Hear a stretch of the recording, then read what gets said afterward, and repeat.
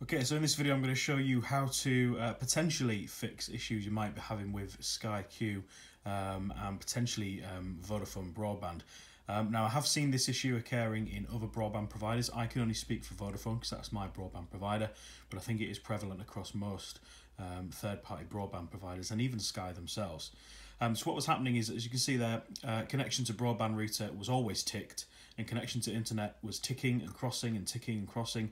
It was dropping connection to the internet, to the DNS servers periodically. It was doing it every few seconds, which is rather annoying because you either wanted to have a connection or not have a connection.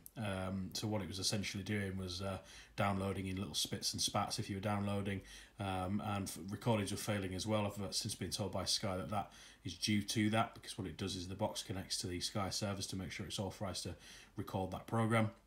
Happens in the background. So yeah, it's been causing a few issues on the Sky box. As you can see now, I've literally just fixed it now. I found some information on some forums. I've been digging around for quite a while and I've managed to fix it. So if you are a Vodafone broadband customer and you're having this issue on Sky Q, then do watch this couple of minutes video. I'll try and keep it as simple as possible. So what you need to do is reset. I'm not going to do it, but you need to reset your connection on your Sky box. So just completely reset. So you go to Home, down to Settings, go across to Network Connection, and then Network Setup, and then you want to be across to Reset. Now just reset that and just start afresh. You don't have to reset the box, just reset the settings. Then what you need to do is you need to go on to your Vodafone Connect on your laptop. So it's just 192.168.1.1. You can do it on your phone, any device that's connected to your router. And what you need to do is you need to go to the top here will say beginner or basic mode. That's the default. You need to go to expert mode because you need to change a few settings. Go to the Wi-Fi tab at the top there and then click on general.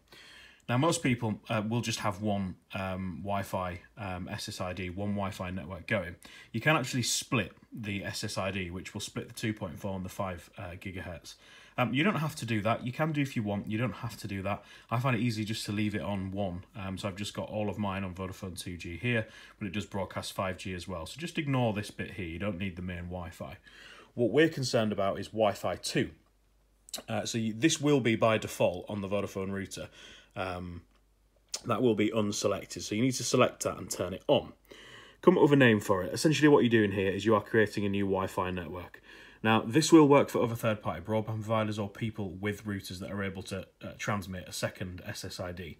If your router won't do it, then unfortunately you'll have to buy one that does, but I can't support that or help you with that. I'm not techie. I am a little bit techie, but I'm not techie to the point where I'm going to be able to talk you through doing that. So you have to look elsewhere, unfortunately.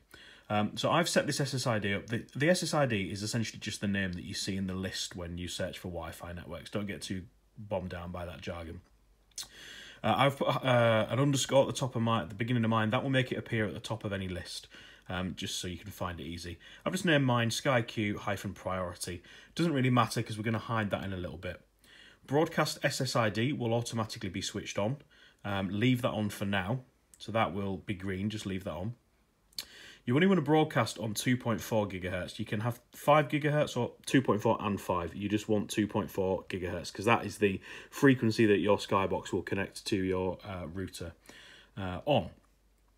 Next, leave this WPA plus WPA2. That is the standard networking protection mode. Just leave that on there and then just put a password in here. I'm not going to display the characters because it's obviously got my password in there, but just set that up. You can display your characters and that will be your Wi-Fi password.